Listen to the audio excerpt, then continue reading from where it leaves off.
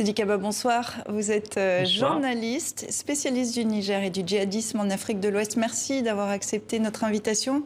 On vient de le voir, le grand favori, Mohamed Bazoum, n'obtient pas son coup KO. Il était trop optimiste?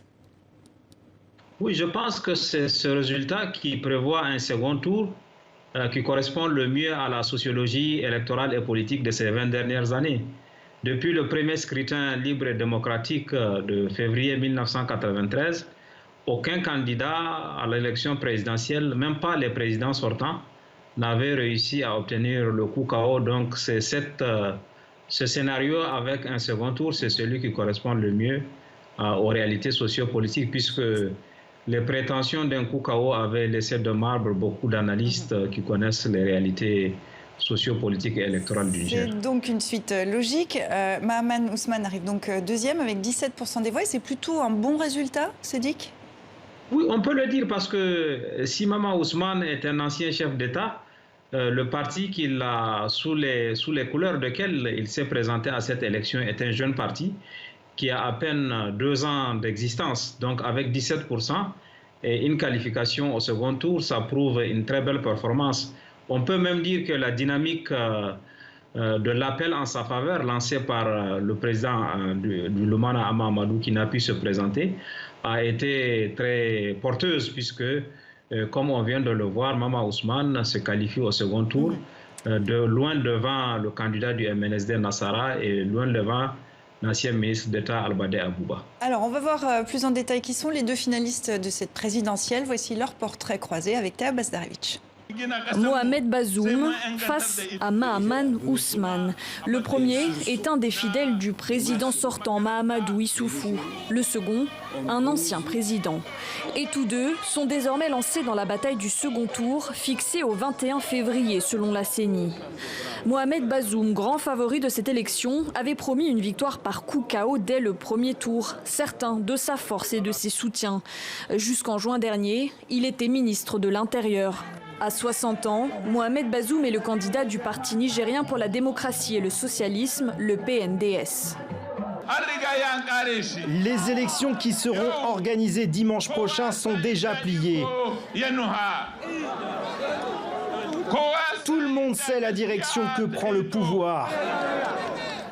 Et personne ne peut aller contre la volonté d'Allah. Mohamed Bazoum est arabe, issu de la tribu des Ould Suleiman, une minorité au Niger, mais économiquement très puissante. Pendant la campagne, il a promis de mettre l'accent sur la sécurité et l'éducation, en particulier celle des jeunes filles. Face à Mohamed Bazoum, un challenger loin d'être inconnu, l'ex-chef de l'État Mahaman Ousmane. Le premier élu démocratiquement en 1993 avant d'être renversé 3 ans plus tard par un coup d'État. Depuis, cet économiste de 70 ans a tenté plusieurs fois de revenir au pouvoir par les urnes avec le parti du renouveau démocratique et républicain. Le Niger a besoin d'un sursaut national. Mais cette fois, la donne a changé. Soutenu par le puissant parti d'opposition Lumana de l'ancien Premier ministre Ama Amadou, Mahaman Ousmane a obtenu près de 17% des voix en capitalisant sur le bilan économique du président sortant qu'il juge désastreux. Sidi Kaba, pour l'un comme pour l'autre, il va falloir faire des alliances. Qui a l'avantage? Je pense qu'ils partent avec le même capital de chance.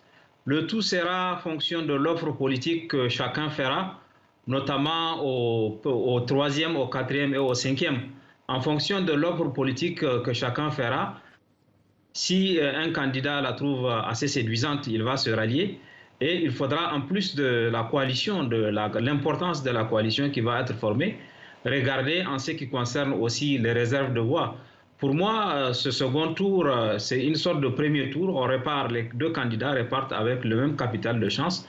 Reste maintenant la mobilisation et la capacité à fédérer autour d'eux, par leur offre politique, les autres candidats qui n'ont pas pu se qualifier pour le second tour. Alors, le Niger connaît aujourd'hui une transition pacifique.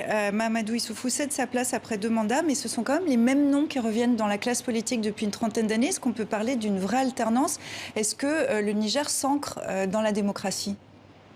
Je crois que le simple fait que le président ne se soit pas présenté et qu'on se prépare à aller vers alternance à la tête de l'État, un président démocratiquement élu qui transmet un autre démocratiquement élu, est quelque chose qu'il faut saluer. Mais ce n'est pas suffisant pour ancrer la culture démocratique. Comme vous l'avez si bien rappelé, la classe politique n'a pas été renouvelée depuis la conférence nationale de 1992.